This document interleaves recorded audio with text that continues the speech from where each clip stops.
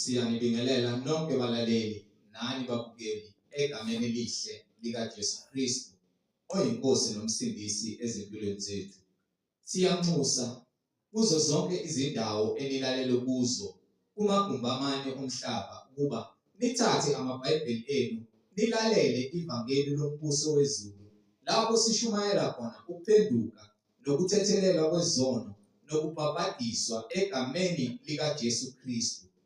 Kulabo abalalele abafisa ukubhabhadiswa nalabo abanemibuzo mayelana neBhayibheli nalabo abanobufakazi uJesu Kristu yena yedwa oyinkosi nomsindisi esekunikezile ubufakazi ukuba ubuthule kuzo zonke izindlebe eziyimisele ukuzwa ekungcweleni naseqinisweni ngobufakazi bakho ngokwemfihlakalo yemibhalo engcwele ukuba nixhumane nathi kule mininingwane esoyishiya njengamanje. Ngizoqala nge-email address ethi izwilenkosi.ujesukristu@gmail.com izwilenkosi.ujesukristu@gmail.com noma i-cellphone number noma i-WhatsApp number la ungakwazi ukuxhumana nathi khona ethi 066 566 9245 066 566 9245. Izintumayelo nezimfundiso ziyatholakala zonke ku-YouTube lapho ungahlala phansi uphethe iBhayibheli lakho ulalelisise uhlolisise imibhalo ukube ngabe lokhu okuzwayo ushunyayezwa khona ufundiswa khona kuyafakazelwa yini imibhalo engcwele. So ku-YouTube uzosearcha uthi izwi lenkosi uJesu Kristu, izwi lenkosi uJesu Kristu. Ungakhohlwa ukusubscribe, ungakhohlwa futhi nokupress i-notification button ukuze ngaso sonke isikhathi uzoyithola izimfundiso eziphilileyo ezisiholela eqinisweni. Ungakhohlwa nokusharisha i-link nabo bonke abantu obaziyo, ikakhulukazi lapho ohlanganyela nabo ngaso sonke isikhathi, lapho nihlanganyela khona nifakazelana ukuthi uJesu Kristu uyinkosi nomsindisi, ukuze wonke umuntu omaziyo ahlolisise imfundiso ngokwemibhalo engcwele izwi lenkosi uJesu Kristu. So ku-YouTube sharisha i-link izwi lenkosi uJesu Kristu. Ake sigobise amakhanda, sivala amehlo, sibonge ubaba wethu esezulwini ngokusipha amandla ukuba sikwazi ukuzwa izwi lakhe kulesikhathi samanje. Baba wethu osezulwini, mangcoliswe igama lakho, umbuso wakho mawufike, intando yakho mayenziwe emhlabeni njengasezulwini. Usiphe namhlanje isinkwa sethu semihla ngemihla, usithethelele amacala ethu njengokuba nathi sibathethelela bonke abasonayo. Ungasingenisi ekulingweni, kepha usisindise kokubi, ngokuba umbuso ungowakho namandla nenkazimulo kuze kwephakade. Amen.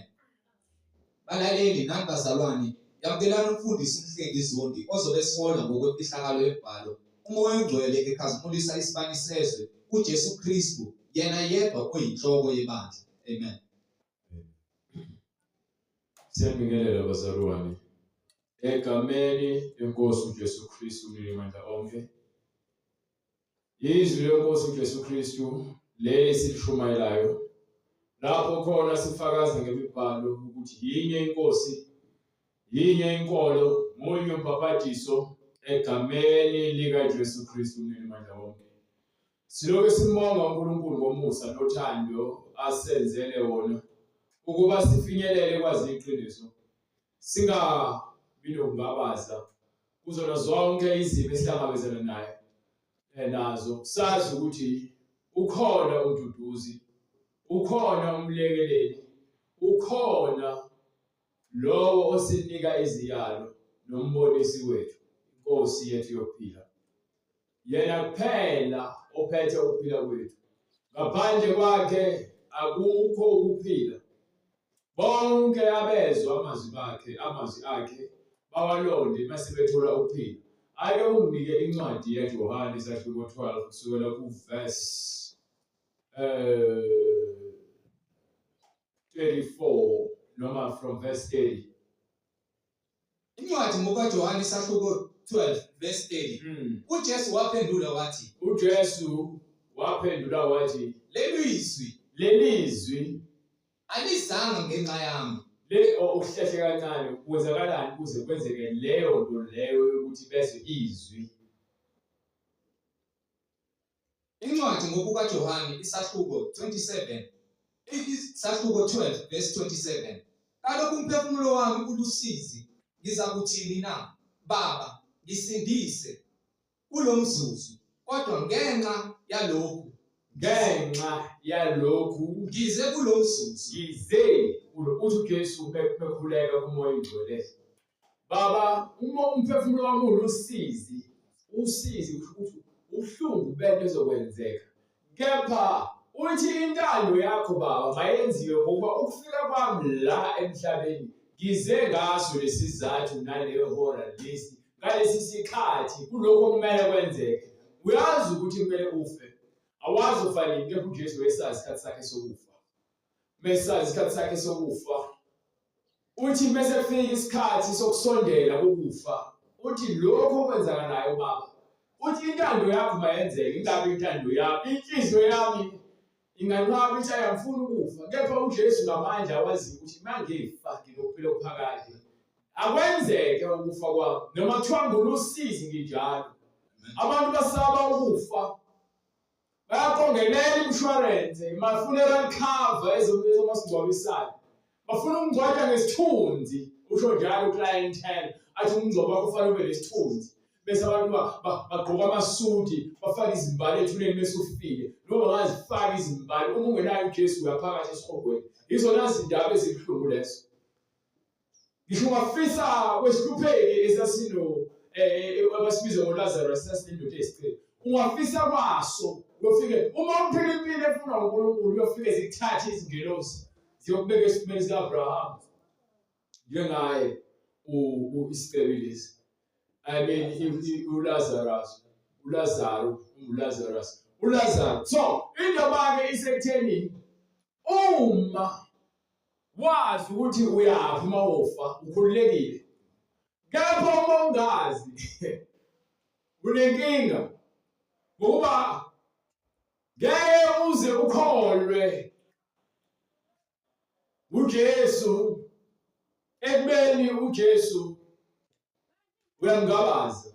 uJesu ufuna abantu abazi nikelayo. Ingakho lokho gcwalisa lento ethi umuntu mefuna ukuze emva kwafuneka azidele. Umuntu ofuna ukuza kuJesu kufanele azidele.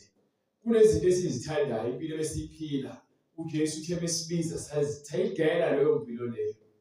Ngoba yini sesizwa amandla okuphila. Besukela izinto ezojabulisa inyama nezibukeka zizinhle emehlweni. Kepha lezo zinto bezingenakho ukuphila. Yabona uTikTok, uInstagram, uFacebook. Lezo zinto lezo umuntu uyazilandelisisa. Zinabantu noma abantu abaningi abazenza abathanda izinto. Nabantu abazilandela abathanda izinto. Imdanso, amahlaya, iyona nobufebe. So zonke lezi zinto lezi zivezwa kulabo abadukileyo abasafuna ukuphila kwalesi sikhathi. Mina ngisafuna ukuphila kwalesi sikhathi sengiyanqaba. Akuna nzuzo ukuphila kwalesi sikhathi. Ukuphila kwalesi sikhathi akunanzuzo. Akukhulisa umphefumulo. Ubona osisi bethu bezama ngayo yonke indlela ukuthi baziveze kulama-app lawa ukuthi bahle kanjani, bafuna ukutrenda, bafuna ukubukwa, bagabisa ngemizimba yabo. Usathane abakhulu abahamba banqunu. Odadewethu, ngisho omama abadala manje. Ngisho abantu abashadile imishado yabo seyaziwa yizwe. Bakhuluma izinto efuna bazikhuluma bebodwa kepha bazikhuluma phambi kwezwe. Kuba yini? Lento yokufuna abalandeli nokuthanda izwe langalesikhathi usathane uyifakile. Ubona abafowethu begqokisa abantu besifazane benza amahlaya, abazalwane bayakholwa bahleka labafowethu laba benza izinto. Abantu besilisa bagqokisa abantu besifazane. Kuhlekwe gagaga. Abantu besilisa babhizi bafuna ukugima, bafuna ukuveza izisu, bafuna ukuveza imizimba yabo begabisa ngayo. Ngenxa yokuthi bafuna abantu abazobalandela nokuthola lento ekuthiwa udumo nokunakwa. umuntu bepostile noma ngabe ivideo lamahlaya akhe lawo umsangana abhedayo uloke ebheka ukuthi bangaka abantu uyatrenda angenza noma ngabe yini engadicilela isithunzi sakhe phansi ukuze nje athola abantu abazomncoma noma balobe behleke bethi bahlekisa ebenza umbhedo ngenxa nje ukuthi abantu bafuna udumo impilo yakalesikhathi esiphila ngayo into engangiyiphilela manje uJesu ukuthi ngifunde ngisebenze ngakhumuzi uNkulunkulu mengiphile ngoba kusenhlizweni yami ngithola unkosikazi ngithola abantwana bafundisa indlela zikaNkulunkulu ngiphile noNkulunkulu ayikho into engathi ngiyayifuna njengamanje ngaphezulu kwalokho ngoba konke ngikuzamile kuyize lezi yabona umshumeli bethi kuyize lezi umshikashika esiushikashika la ngaphansi uyacabanga nako lokho ukuthi ngifuna ukwenza ukufunda ngisebenze ngikushikashika ngaphansi kwelanga kepha ngoba ngizoyisebenzela abantu abami ngifuna ukuthi isinkwa sasetafuleni singene ngendlela efanele ngifuna ukwenza ngakho konke semandleni ukuthi indlela kaNkulunkulu ngiyayigcina mengigcina indlela kaNkulunkulu uyena ozakungilonda kuyena ukuze mina ngingazuphuma endleleni yakhe ukuba yini ngilwela ukuthi ngiphilele yena angisaziphileli mina ukuziphilela mina sekuphelile lokho ukuziphilela mina bengifuna ukuhamba ngiye eklabheni noma ngiye restaurant noma ngiye tavern ngiyophuza ubhiya ngihambe ngiyohlala nabantu sibheme insangu senza zonke izinto lezi ebezimnandi kuthi ngihlale nabantu ezokhuluma nabo izinto ezumsangana sikhuluma sifuna kwazi ukuthi sihlakaniphile kepha namhlanje uJesu wayithatha indawo yakhe so lento ekhulumayo uJesu le ayikhulumayo uthi kalokho umphefumulo wami ulusizi umphefumulo wami ulusizi ngizakuthini na Baba ngisindise kulomzuzu nami ngikhala esikaJesu ngikhala lokho ukuthi Baba sindisa umphefumulo wami kulesi sikhathi yabona umzuzu lo leli hora lesikhathi samanje limbi yabona bethu uMapostle Paul unceda eseEfesu lapha kusahluko 6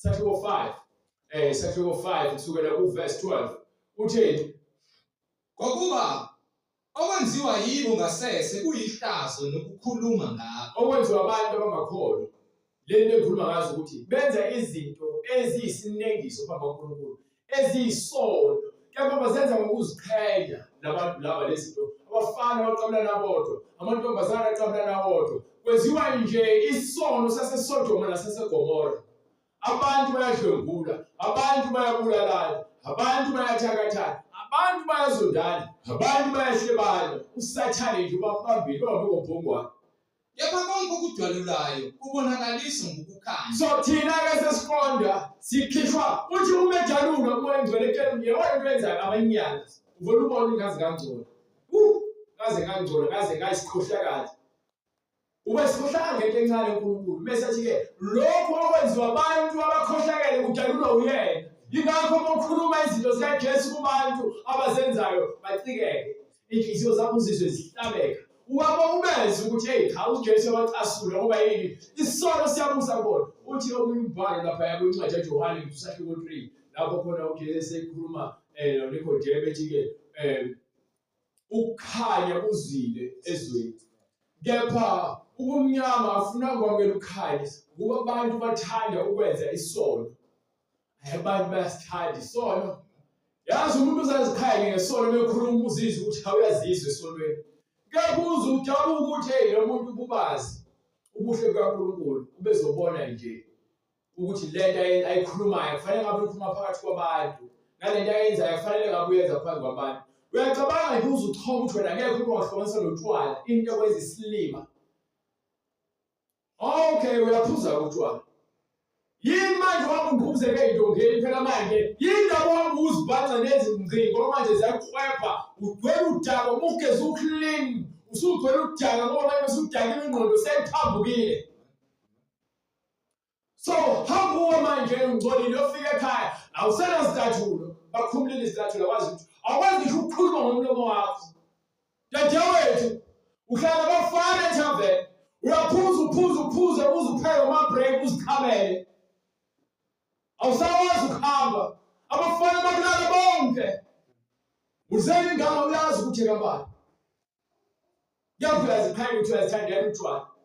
Uzale kabani? Ngoba phela ingane wezala bese uzishela abanye abantu uzala ukukhulisa ingane. Ubaba umazi wengane, kwawena wabakho akekho empilweni yakho. Uma wakho ukhona, sekumele ugogo lezingane uqhubeke nontombi bakho wena bokufela. Uyazikhanya ngalo mpilo. Ungazi ukuthi uphila impilo ngempela njengoba ukuthi hayi wena impilo yakhe iyaphambili. Iyaphambili ngempela ngobheka. Uthokozile ngempilo ephilayo. Zikhulumela phela. Lithi okuqhubeka incwadi ze-Efesu kunento elishoyo ngotshwala.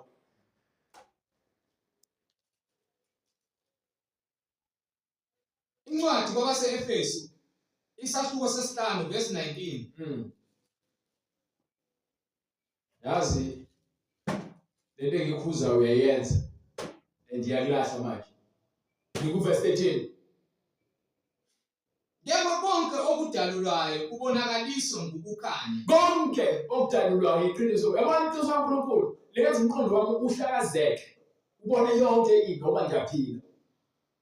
Angenzi into ubona ngifuna ukuthi ngithi mengizibuka ngizibuke ingcono noma ngizibone ngihlakaniphile. uNkulunkulu akayifundi lonto leyo. Uthi fundani ukuthobeka. Lo ohlakaniphile makafane nesinceku abe yisebenzi kulabo abanye abe yisibonelo. Kunabantu abafuna ube yisibonelo kwizinto ezomsangano. Yazi kubuhlungu ukuzwa umuntu omdala ekhuluma phambi kwezingane izinto eziwumphetho kepha-ke zihlakaniphile. Ukwandisa umoya wokuhleba, ukwandisa umoya wenzondo, ukwandisa umoya wombona. Ibuhlungu lonto leyo. Ikhuluma umuntu omdala, umbona ukuthi uyikhuluma ngokuzethemba lento yakhe efile.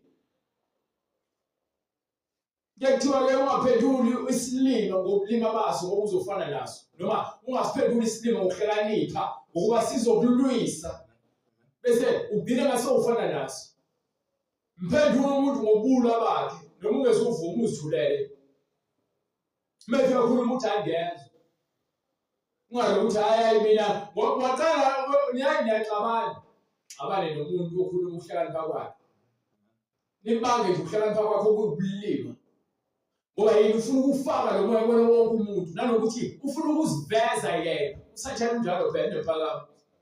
So usathana uyathanda ukuthi abantu afake umoya wephakamo.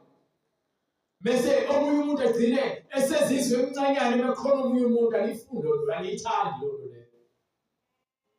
Akufanele kube khona uzobona ukuthi bekhona omunye yena akayilutho ngoba naku lo munye unemoto noma unemali noma yena ucebile noma uhlakaniphile noma yena unesibhamu. Ayisebenzi lo leyo. Umyalelo wokuqala endlini kaNkulunkulu uthando. So uma uthi wena hayi ngiyamazi uNkulunkulu kepha ufuna ukwenza lento efuna uNkulunkulu awumazi uNkulunkulu futhi akakwazi. Wazi igama wena uthi uNkulunkulu. Awuhlukule nomuntu wazi ukuthi hayi khona indawo ethise eGoli. Ngiyakwazi eGoli. Wake waya cha. Hayi ngiyamazi uNkulunkulu. Wake waya cha. Noma kuthiwa wake waya. Khona izindawo ongazazi. Wazi lezi wazibona udlule. Ngoba akakwazi uNkulunkulu. Ngani? Yebo konke okudalulwayo kubonakaliswa ngokukhanya. Ngokuba konke okubonakaliswayo kungukukhanya. Konke okubonakaliswayo uNkulunkulu besifezela izinto zasezulwini. Yabona mina ngithi ngiyayifunda lempilo engiyithanda eyasezulwini. Akuyona le emhlabeni. Ingakho uJesu lokho ekhuluma nangathi John Baptist incwadi yesahluko 3. Lapho ethi lo vela ngaphezulu ungaphezulu kwakho konke. Futhi ukhuluma izinto zasezulwini. So mina uma ngifuna ukuthi ngizifanise noJesu kumele qale ngazi amazwi kaJesu nemfundiso yakhe. Okuyinto leyo ezokwenza ukuthi mina ngifakaze ngamazwi aphila kumina. Awukwazi ukufakaza kuJesu amazwi akhe engaphili kuwena. Ukuba uzomvuma mowedwa phambi kwabantu umphili. Incwadi ngokuka Johane isahluko sesithathu verse 15. Ukuba yilowo nalowo okholwa kuyiyo abe nokuphila okuphakade. Ngokuba uNkulunkulu walithanda izwe kangaka waze wanikela ngendodana yakhe ezelwe yodwa ukuba yilo naloyo okholwa yiyo angabhubhi kodwa abe nokuphila okuphakade. Ngokuba uNkulunkulu kayithumelanga indodana ezweni ukuba yahulele izwe kodwa ukuba izwe lisindise ngayo. Kwencwadi Efeso umnikelo verse 14. Ngoba lokho uthi phaphama wena oleleyo. Uthi umbhalo ke phaphama wena onjani Oleleyo usathoma ngotshwala usebumnyameni ulele leshe iBhayibheli phaphama wena oleleyo uvuke kwabafileyo. Usathoma ngobufebe uthoma ngezintombi eziningi namadoda amaningi kodwa wathopha phaphama wena oleleyo. Usathoma ngezinwele zokufakelwa usathoma ngokuthi wena uzonda kanjani kangakanani uxoleli phaphama wena oleleyo Uvuke kwabafileyo. Usathoma ukuthi uyisela wena entshontsha ubanjwa uzibona ngathi uyisikhokho lithi iBhayibheli phaphama wena ulele Uvuke kwabafileyo. ulele ubanjwe isono lapho uzibona uhlakaniphile uKristu uthi ke uJesu uvuka kwabafileyo uvuke kwabafileyo uJesu uzakukhanyisa uza kukukhanyisa. Ngakho-ke bekisisani nihamba kanjani? nandaba leyo ngeke uthi umzalwane uthi uyabhekisisa kepha udako utshwala ake ngishiye utshwala ngeke uthi umzalwane ubhekisisile kepha udako isono sono sibusa phezu kwakho sinomthetho phezu kwakho isono ungaphansi komthetho wesono wenza imisebenzi yokukhohlakala kwenyama bese uthi wena uphapheme. Uyazi umuntu ophapheme kanjani ngokobulima kaSathane nangobuqili baSathane uyohleza bheka abantu abamzondayo nabantu abezinto ezingasile nalowo othi yena akabhedele nalowo othi yena wazi konke yilabo-ke labo bantu labo balele kakhulu bona bafuna izinto engazi ukuthi bona babukhali kanti babukhali ngasohlangothini olulodwa ngale babuthuthu.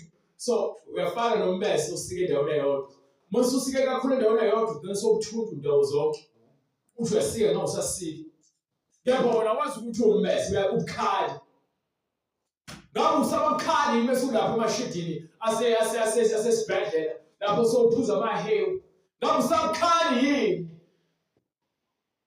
lapho-ke sowutshela kuthiwa wena yakuphinde uhambe ngokuba yini kuyigithi waginqika lemoto waphenduka isishosha ngabe usabukhali yini lapho khona-ke sowusejele ubuyinkabi ubuyisela ubumbulali namhlanje nje upatshiwe esikiti ngabe usabukhali yini ngabe usabukhali yini wena umdlwenguli kepha namhlanje usasogweni akusekho ukubuyela emuva ngabe usabukhali yini ngabe usabukhali yini umbuzi lo kwaphela-ke abantu babukhali bebezibuka bona umuntu athi-ke hayi ngigcoka amafake o-Brentwood afake nama-sandals e-Omega afake amagezi athize afake nama-K's agunde isikhipho bese aqeda adayisa izinwele kakhulu bese trim izinwele bese aphathe induku bese afake nethawula lamabhinca ehamba emisa wonke amantombazane emgaqweni ethi yena uyigeza noma uyigcoka oma bebajabula ukudla namasoko hambe ngitholisa ingane zabantu awunankosikazi kanti namele ukabile nkosikazi ingabi mningi futhi kubantu besifazane ngihambe ngiganga nabo ngibe umuntu nje uthanda uNkulunkulu ngoba ngilinde unkosikazi uNkulunkulu angeke ngitshele umuntu ukuthi uthanda unkosikazi manje ngokuba yini ngothanda unkosikazi ngentando yakho bese ngilanda ameva azongihlaba endlini uzobe usuthini uzothini so uma ukholwa ulinda isikhathi sakho yonke into uyabela uthi uNkulunkulu uma ngivula umnyaka akekho ngomvala uma ngivala futhi akekho ngomvulo ngokuba ngiyangami ngabe naye manje unkosikazi kepha ngabe ngijabulile yini angazi kepha ngoba ngathi uNkulunkulu konke ukwenza kusebenzelana kube kuhle kulabo abamkhonzayo nabamthandayo ukuba yini bezwa yena uthi uma ngikumisile uthi ukulinda kwakho ungakuthathi kancane ukuba labo abalindayo bathola ukufanele kepha labo abajahana bahamba bothwala balanda imithi yokubethela abafazi babo balanda ibithi izikhonkwane zokwenza yonke imikhuba nabantu besifazane bambokwenze njalo ofaka ukuthi ubheka mina ngedwa uvela abahleke ubuyisa ishende lakho yini ngoba yini uthando lweqiniso lokho uyabona nje umshadile kabubhizi wanqanqatheka emzini yabantu ubhizi uhamba isono ukuba vele into ekuthiwa isimila yikho kuyena ungamshaya ungamfaka umuthi udlala isikhathi sakho uma umfaka umuthi usazolithatha libomvu uNkulunkulu kuba yini uhambe wayoganga wasebenzisa amacebo asathane ukuze wakhe uthando uNkulunkulu ufuna uthando usuka kuphi enhliziyweni uma ungenalo uthando usuka enhliziyweni uyohlezi uzama ukuthi wenze uthando ngendlela enqamlelayo uthando liyabekezela usho njalo mbani uthando aluzifunele kwakhe uthando aluzikhukhumezi uthando anamkhawulo so ufuna uthando ufuna lento le ethiwa ayinamkhawulo uthando aluzikhukhumezi sathane ufuna uzikhukhumeza hayi phela mina nginemali umzi wami wona usoxoshwa wabekini unkosikazi hayi phela baba usebenza ufuna ukwenza zonke izinto ekhaya imini osebenzayo futhi uzozwa ngami nomunye ekhaya bekhona abafowabo besebenza ufuna ukuthi ithothe wena kube uyena uNkulunkulu bancenge kuyena bonke abantu ngoba uyasebenza athi ngiyawuthanda umndeni wami ekhuluma kubantu kepha izenzo bese phakathi emndenini wakhe azikhombisi ukuthi unothando uthando kaNkulunkulu ehlakaniphile alilona isilimo abona iBhayibheli mele bezitshe bahlakaniphile baphenduka iziwula kunabantu abazitshe bahlakaniphile emehlweni abo kepha bayizilimo ngokuba yini bafuna ukuthi bona babe bakhulu phambi kwabantu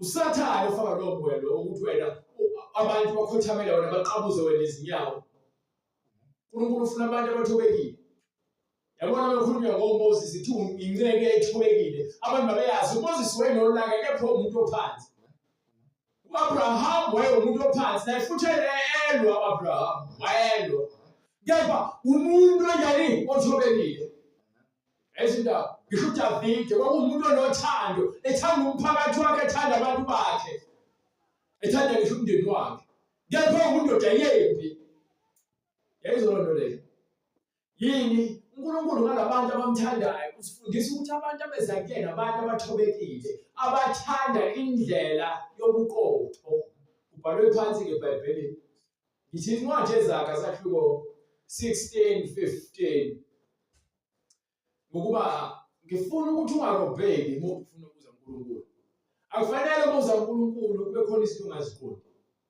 ngoba abantu abaningi bakholwa bafuna ezulwini kepha indlela ezulu nabayazi bayazi ukondlela bakhona izulu kepha indlela yakho kuze kube khona ingoma ethi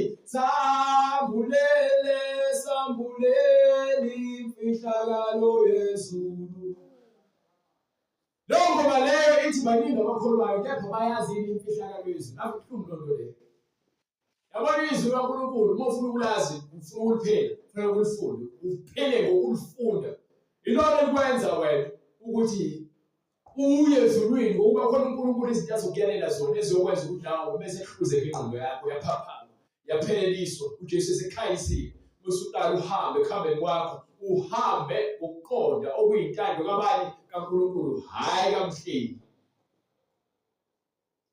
amasiko into ekhona kepha uma usiko lwakho lungamsali into kaNkulunkulu akalifuni ukhulisa ingane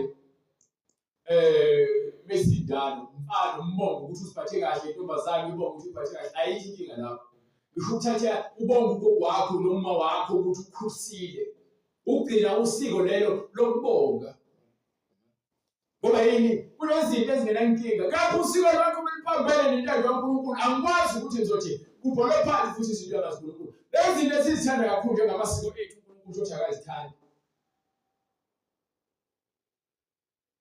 akazithandi bafike-ke bathi-ke abantu-ke sesibuya ngapha kule yesithembu bafike bathi isithembu usiko labantu abamnyama namanga into nje yomuntu othanda izinto kuloluza lesithembu njengobani njengoDavide bafuna umoya uSolomon Mose utshela uAbraham azange amthathe umfazi wesibili, uSara wamnika isincekukazi, futhi wena azange kube umkakhe, wamnika nje ukuthi amzalele umntwana. Bese kuzoba uJakobe akasikhethelanga ukuthi abe nesithembu, kepha umkhwe wakhe wamenza ukuthi athathe isithembu. Ezolondo leyo. uDavide yena wadlala nje uhala kakhulu uDavide, wayethatha abafazi abaningi. So bese uzothi hayi phela isithembu ukukhombisa indoda unamanga. Isithembu nje asikhombisa indoda, sikhombisa ukuthanda abafazi. Ukuthanda abafazi. So uma ethubeka lithi iBhayibheli ke indoda iyakuthatha owesifazane bese ishiye uyise nonina inamathele kumkayo, ayisho ukuthi kubafazi bayo, lithi kumkayo. Bese lithi lawa ahlanganiswa uNkulunkulu akekho ungabahlukanisi. Ngoba athi bababili sebeyinto eyodwa. So uba into eyodwa kanjani abafazi abawu4 uwedwa? Uba into eyodwa kanjani? So ngizama ukubuza-ke ngilento leyo ukuthi abantu bathi usiko ukuthatha abafazi abaningi, lolu usiko inkanuko yakho le. Into ofuna ukuyigcwalisa ukuthatha abafazi abaningi. Ezinye izinto lezo fana nani ukuye emsamu uthi usiko imfundiso nomkhuba wakini. Nokufaka isiphanda futhi ngokuba bekuwusiko lwabantu abamnyama, bonke abantu abamnyama bezinto efanayo. Moya besusha basifaka isiphanda. So akwazi ukuthi ngabantu abamnyama. AmaXhosa, amaZulu, abeSuthu, abaPedi, abeTswana, kuningi abezinto efanayo. So akwazi ukuthi usiko lwabantu abamnyama. Wathi nje umkhuba wakithi ukuba umuzi nomuzi nesigodi sinosiko nemikhuba yakhona ngokwemizi. Kunosiko, ukushada kuwusiko. Ukushada usiko. Ngoba usiko into leyo ekumele yenziwe abantu ngokusemthethweni ukuze kugcwaliseke konke indlela abaphila ngayo. Kepha nayo ndlela leyo uma ingamisani nendlela kaNkulunkulu, angikwazi ukuthi ngizothi hayi kulungile ungakwenza ku-right. No, ngakhala nje uyakwenza uzenzelayo, kepha uNkulunkulu akakufuni. Akakufuni uNkulunkulu. Ngifuna-ke nanokuveza futhi ngale iBhayibheli lapha kwincwadi yaMarku sahluko 10 verse 1. uMarku 10 verse 1 ufuna ukuveza ngaye. Ngizama ukushesha right. Incwadi ngokukaMarku isahluko se-10 verse 1. Wasuka lapho weza emikhawulweni yaseJudiya nangaphesheya kweJordani, iziqubu zabuye zabuthana kuye, waphinda wabafundisa abantu njengokujwayela kwakhe. Kwase kusondela kuye abaFarisi bambuza ukuthi uvunyelwe yini ukuba indoda ilahle umkayo bemlinga. Waphendula wathi kubo, uMose waniyala ngokuthini na? uMose wathi ukhuluma nabantu abanikwa umthetho kaNkulunkulu. Lezo lonto le. Umthetho kaNkulunkulu into uNkulunkulu ayifakile thina sonke. Kepha thina sizonta olukhulu. Angikhulumi ngalabo uNkulunkulu abaphathisa izwi. Ukuba nawe bese kufika isikhathi sokwahluleka. Kubhalwe phansi ukuthi nalabo abangazange bafinyelele kwazini uJesu nabo bayokwahlulelwa ukuba unembeza wabo yobalahla. Lento yomntshontsha isenhlizweni yakho ukuthi ayikho right. Lento yamanga yoqhatha abantu isenhlizweni yakho ukuthi ayikho right uma ukuthi awumazi uJesu. So uma uNkulunkulu sofika kena ukuthi awuzazi umazi uJesu, kuyaphuza ukuthi umntshontsheleni pho ngoba ukwazi kahle uzwe enhlizweni yakho ukuthi wena lokhu uthatha lento oyithathayo awufuni ukubona, ufuna ungasubonwe, uzoba necala nembeza wakho. Lento yokuthi wena uvengulile uNkulunkulu uyayazi. Ungene kumfazi womuntu uNkulunkulu uyayazi kodwa uthi awumazi uJesu. Iyayilungile leyo nto leyo. Uma uthi uyabheka iBhayibheli ifundisa ngalo iBhayibheli. Ungaphindi, ungeni, ungabulali. Ubulala nje uyazi ukuthi awuvumelekile ukuthi ubulale. Yingakho uKhayini akhombisa ukuthi ukubulala akulungile. Wabulala umfowabo kodwa wamgqiba. Ukusho ukuthi yini unembeza wamlahla. Yabona iBhayibheli, yabona uNkulunkulu ngiyamthanda ngokuneqiniso. Iqiniso kaNkulunkulu lisobala. So bebebuza uJesu, babuza izinto abafundiswe ngazo, lithi iBhayibheli babemlinga. Kepha wathini yena?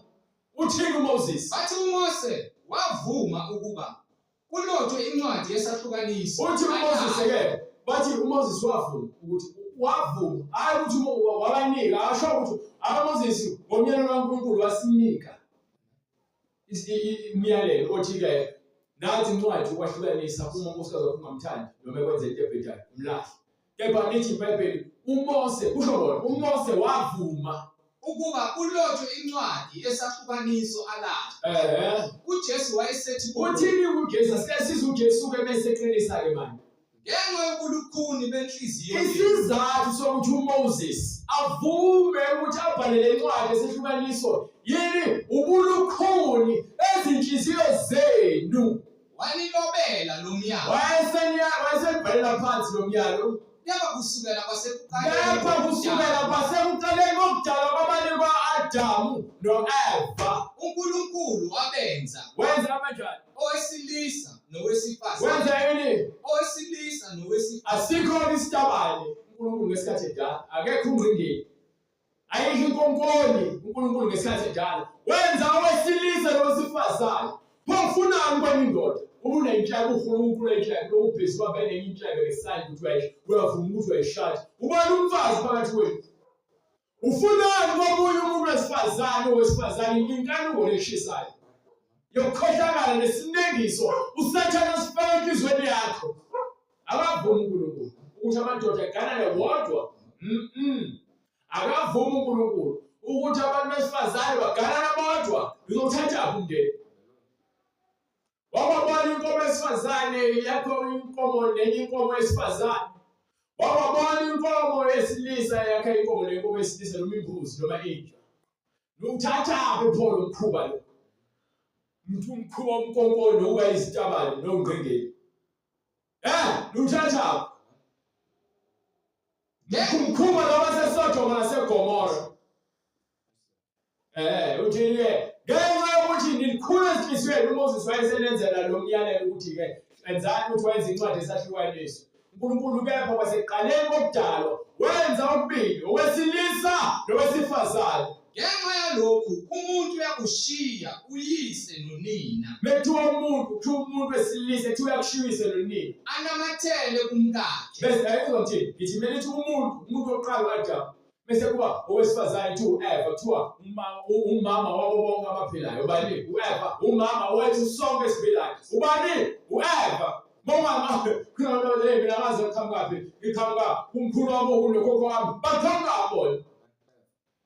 Baqhamuka ku-Eva no-Adamu. Bawuthiwa abantu abadala. Kuthiwa uNkulunkulu wadala umdali emhlabeni okubili. Wadala umdali okubili. So kuloko okubili kukhona thina namhlanje. Ingakho nawo uma uya umuntu wesifazane kuphuma ingane. Ukusho ukuthi yahlezi iqhubeka lento ngeke uyivile. Uyathanda ukuyivuma noma uthanda ukuyivuma iyona ayishentshi.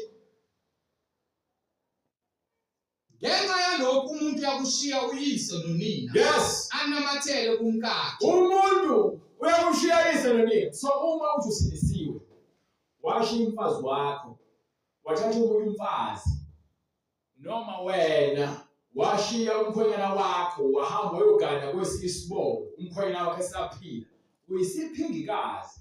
Uma washiya unkosikazi wakho uyisiphingi. Yayizwa loo nto leyo? Beningi labo ababili bayakuba nyamanye. so labantu abawu-2 sebeyinto eyodwa abangaki? labo ababili. Bangaki? labo ababili. Akushiwo noma bathathu. labo ababili. Akushiwo mthombo ngo-4. labo ababili Abantu ababili bayakuba nyamanye. bazoba into eyodwa. ngakho abasebabili Ngakho akusebona abantu ababili. sebenyamanye. So akushiwo ukuthi abasebathathu. Kuthiwa abasekho babili. Le nto yesithembu yindaba yenkanuko nomoya. Ungafuni ukuthi waneliswe. Abantu banomona ekutshele. uJesu abemkhulu uJesu. uJesu kwambulela yonke. Inhliziyo yomuntu beyiveza ukuthi njani. Tshele mina. ngakho-ke lokho akuhlanganisileyo Uma sewusemshadweni. lokho-ke akuhlanganisileyo uNkulunkulu Uma sewusemshadweni. makungahlukaniswa ngumuntu. Uthi ngahlukaniswa bani? ngumuntu. So ngaba nommeli wakho abhalele incwadi esahlukaniso kuNkulunkulu nabashadikazi. Ayikho into enzoyenza futhi. Ngoba beke wahlukana neNkulunkulu zesihogweni. Ingakho uNkulunkulu athi umshado ubusisiwe futhi uhloniphekile. Kepha umuntu ophingayo nesifebe uthi uyobahlulela ngoba yini akafundi abazokwahlukaniswa akafundi izindaba zokuphinga akafundi indaba zokufebe iqondile lento ngoba yini uNkulunkulu uqondile ungcwele hayi lalela ngifuna understand uma ungakholwa ayikho inkinga ungaziphilela ngesintu sakho nangobusiko lwakho lomkhuba ukukhohlakala kwakho akunankinga kepha mawuthi usindisiwe wenza lezi zinto lezi ezibhalwe phansi ukuthi akazifuni wena esihogweni lokuthi awuphenduke akhathali uma usuhlala umfazi wesibili wenza izingane lo oqala besakhona hlukana nalo wesibili awunayo futhi indlela yokuxesa mawufuna ukuzindisa nje hlukana akhathali ukuthi ingane zenu zidala kangakanani ngoba yini uNkulunkulu azangaze avume wena unkosikazi wakhe esaphila ukuba ke uNkulunkulu umkakho beseshonile bomthatha omunye umfazi kanjalo awunike lencwadi le yelikuza ngiyayona le mako ngifuna verse 2 sahluko 7 verse 2 ngokuba owesifazane oganileyo owesifazane uma egana indoda uboshelwe ngomthetho endodeni isekhona ukhuluma nabantu ngoba bayakholwa umuntu okholwayo nje ngeke futhi ngahlulele umuntu ongakholwa mina ngikholwa mina yezwa nto le umuntu ongakholwa akakwazi ngahlulela kwazi wasilela kepha nxa indoda isifile uma indoda seyifile ukhululiwe emthethweni ubeze endodeni ebandwe umthetho ngaphansi kwendoda komshado kepha indoda isekho so yini sombophelile emthethweni ngoba phela isekho into ebebenza ukuthi abe ngaphansi komthetho ngalokho-ke lapho indoda isekhona uma-ke indoda esekhona kuyakuthiwa isiphile uma esho indoda yakhe ehambe eyothatha omunye umuntu wesilisa gale kuyena kuthiwa lo muntu wesifazane uyisiphingi uma eba ngowenye indoda yes kepha nxa indoda isifile lapho uma indoda seyifile ukhululekile emthethweni kubantu abakholwayo kubantu abangakholwa bazimathanda vele angabi kubantu abakholwayo umthetho kaNkulunkulu uwodwa kubantu abangakholwa abanemithetho eyahlukene eminingi ebhedayo abantu abangakholwa ngoba imithetho yabo igcina ibagiga bona abantu abangakholwa imithetho yabo ayinakho kusa yayizona nto leyo abanayo into yodwa babambelelekele babambelele ezintweni eziningi babambelele nasemcabangweni yabo ngoba yini ukhokho washiya imfundiso naye angayazi iqhamukaphi nokhulu washiya imfundiso nobaba washiya imfundiso nobaba usazoshiya imfundiso yapho bethuyelandelela bonke badidekile bagcine sebekhuluma ngolaka abona besekhuluma ngolaka kusho ukuthi lento athi ubambile akayiqondi akafuni futhi ukubuzwa ngayo ngoba yini akayiqondi ngakho-ke lokho akuhlanganisileyo uNkulunkulu lokho kwehlanganisile uNkulunkulu akungahlukaniswa ngumuntu angikhathali ukuthi wakufunde kangakanani noma kuthiwa indoda yakho uyithola ukuthi iphinge ngaphandle noma inkosi wakho uphiwe ngaphandle ngizokutshela futhi ukuthi ithini eBhayibheli ngoba ufuna uqondisa yonke into onginike incwadi yasekuqala kwaseKorinte sahluko 7 kusukela kuverse 10 khona-ke izoqondisa nje into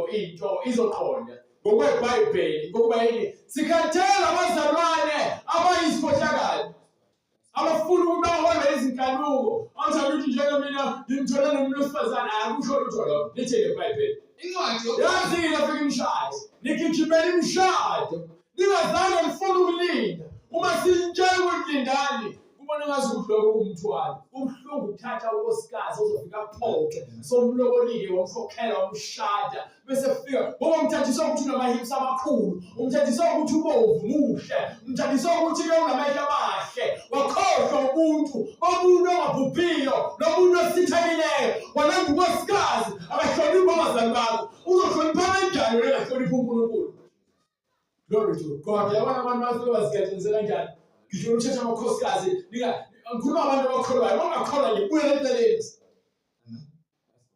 buyele eceleni khuluma abantu abakholwayo so kholiwe-ke manje ngamthatha uJesu unkosikazi wakho umthola ephutheni umkhwela wakho umthola esephutheni so uyagijima uyaphuma uyodivosa uyothatha omunye unkosikazi ungekani uyaphuma ugijima usethela indoda ungekani lithini iBhayibheli incwadi yokuqala kwaseKorinte sahluko 7 verse 10 yes kepha abaganene kusho bani ngiyabayala kungemina akusakhulumi mina kukhuluma abaningi kukhuluma inkosi ukuthi umfazi akangahlukani nendoda kusho bani inkosi kusho uJesu kusho uNkulunkulu konke umfazi angalingi ahlukane nendoda kepha uma eke wahlukana naye uma kwenzeka-ke umfazi ehlukane nendoda kahlale engaganile akahamba ayothatha isibongo kahlale engaganile sona vela phela emjolweni. Kasihlale engaganile. Uma umesifazane kade ethandana wesilisa emshadweni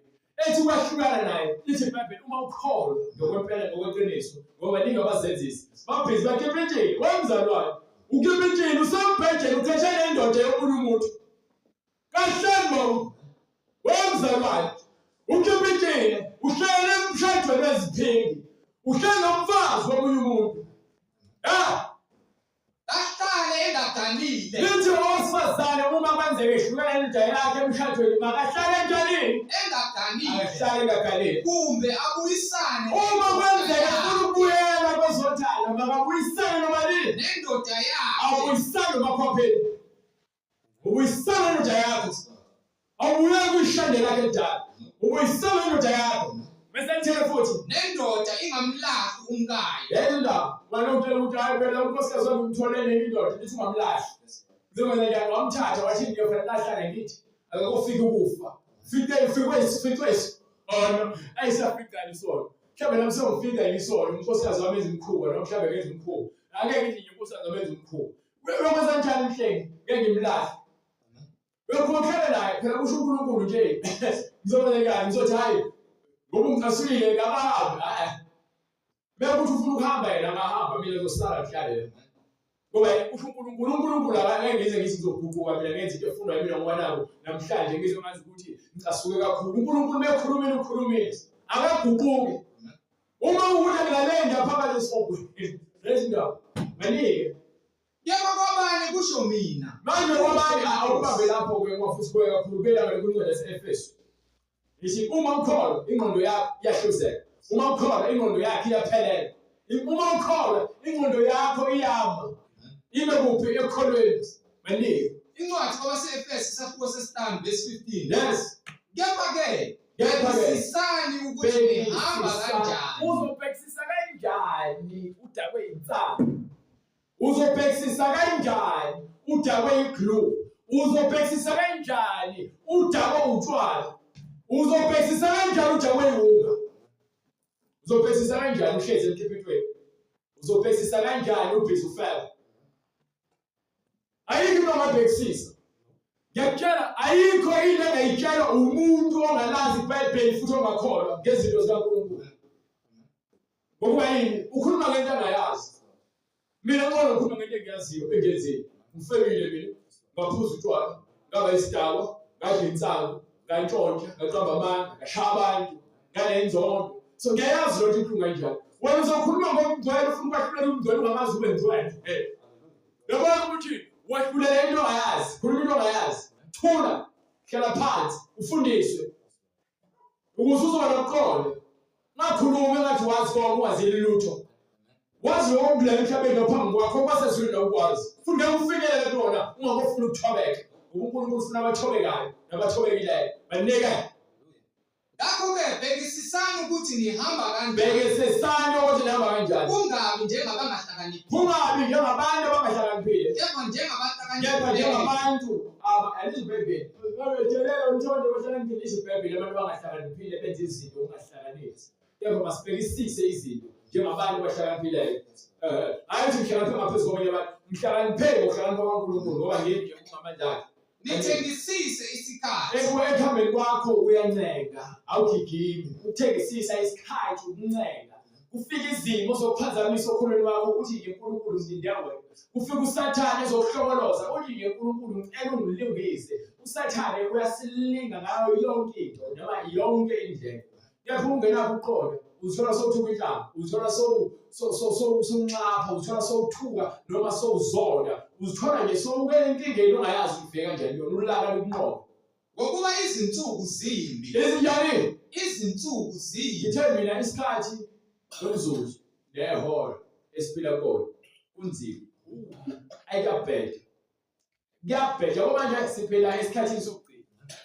abantwana baphelele okunikele incwadi le yamaRoma awuyiphe ukuthi ngibheke uyiphe ngesebenzisi phakathi kweyamaRoma sahluko 1 kusukela kuverse 25 noma 26 noma phakathi kwencwadi yokuqala kaTimoteyu sahluko 3 verse kwincwadi yesibili kaTimoteyu sahluko 3 kusukela kuverse 1 awuqale ngeyaTimoteyu ngokubili yona sifika iveze bese siyavala ngayo ufuna incwadi le ukuthi yabona isikhathi esiphila kusona njengabantu onginike leya incwadi yesibili kaThimotheo chapter 3 kusukela verse 1 ngifuna nje ukuvezela ukuthi iBhayibheli ikhulumile nawe uyayibona into engiyishoyo ngoba iyenzeka phambi kwakho not ukuthi into esazokwenzeka iyenzeka isikhathi esiphila kusona sinzima mungabhekisisi uzogaxela ngikathanda ukuthi wena ufundise uma ungafundisana kanje usekingeni ngoba isikhathi siyabheda uthi umbhala incwadi yesibili kuThimotheo isahluko sesithathu verse 1. Yes. Kepha yazi lokhu ukuthi ezinsukwini zokugcina kuza kuvela izikhathi ezinzima. Ngokuba-ke abantu baza kuba ngabazithandayo.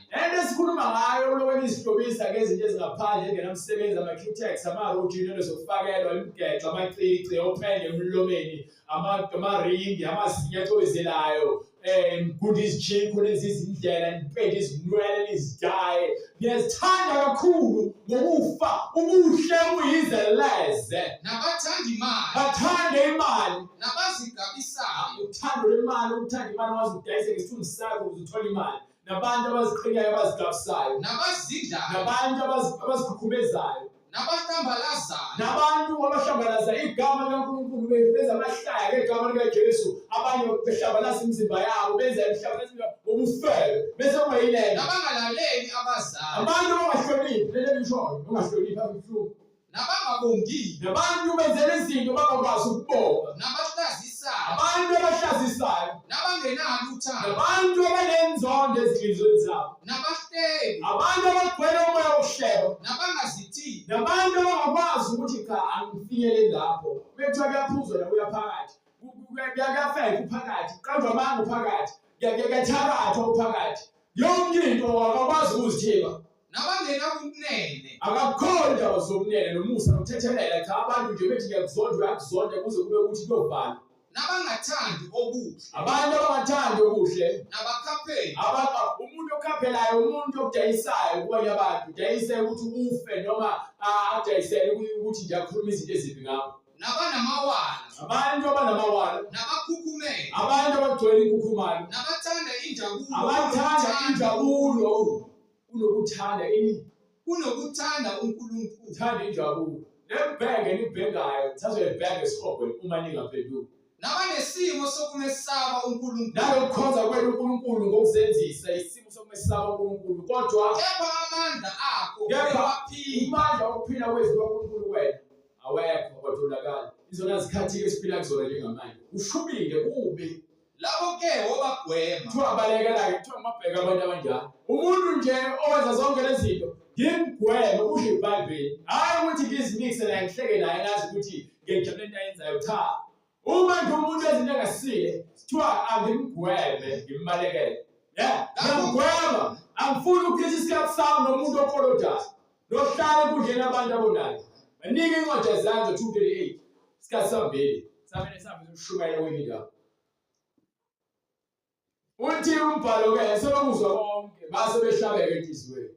Base bebuza kuPetro nakubanye abapostoli bathi madoda abazalwane siyakwenza njani na? Wayesethini uPetro? Phendukani. Uthi uPetro phendukani. Yiloyo naloyo abhaphathizwe. Yiloyo nalowo abhaphathizwe. Egameni likaJesu Kristu. Kukho ukuthethelelwa kwezimuzini. Khona lokwamukeliswa isiphiwo sikaMoya Oyingcwele. Ngokuba isithembiso ngesenu nesabantwana bethu. Esaba bonke abakude. Bonke inkosi uNkulunkulu wethu eyakubabiza. Wayesefakaza nangamanye amazwi amaningi obayala bathini. Zisindiseni kulesizukulwane esiphambeneyo. Balekela isono. Qalelana nesono. Thatha inhliziyo yakho inikele uNkulunkulu wazi yena. Kuyokusiza lokho siphile ezikhathini ezimbi zokugcina. Hayi zimbi. Abantu abahloniphi ngalezi ngeliphakethe. Abantu banomona, bayazikhukhumeza, banenzondo, abaxoleli. Abantu bathanda izinto ezidaliweyo ngaphezulu komdali. Lokho kuyizithixo lokho kubona. Lawo abafuna ukubhaphathizwa egameni likaJesu Kristu bayakusithinta ngemininingwane oyibonayo kwi-screen uma uNkulunkulu evumile wayenza inhliziyo yakho yathobela izwi lakhe wafuna ukuthi uphile impilo yobungcwele neyobuqotho. Uyasithinta ngemininingwane leyo oyibonayo uNkulunkulu akwenzela umusa. Size kuwe ngamandla kaNkulunkulu ungene ngaphansi kwamanzi ubhaphathiswe egameni likaJesu Kristu. Ukho ukuthethela kwezinto zakho uqale uphile impilo njengokusho koluvalo. Siyabonga uNkulunkulu nomusa nothando usenzele lesikhathi samanje ukuba sikwazi ukuma la sifakaze ngamazwi akhe. uJesu Kristu inkosi. Siphinde sibonane kusasa ekuseni uNkulunkulu emuhle.